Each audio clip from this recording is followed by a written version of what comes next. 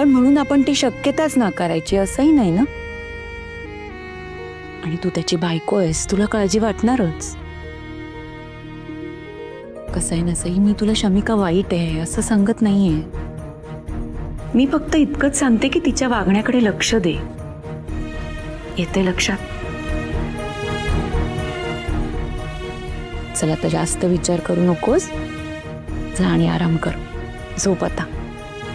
हो आई, मला बरं वाटलं तुमच्याशी बोलून.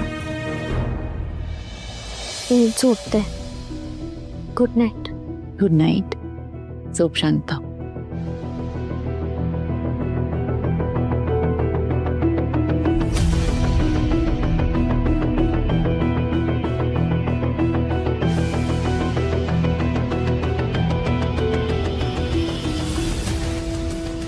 काय चाललंय माझं आता? पौर्णिमेच्या दिवशी पण शमिका मॅडमबद्दल मी असाच विचार केला होता, पण त्यांचा भूतकाळ ऐकून त्यांच्यावर का संशय घेतला असं वाटायला लागलं होतं. आज परत त्यांचं वागणं खटकतंय. काय करू? एकदा देवांशी स्पष्ट बोलू का?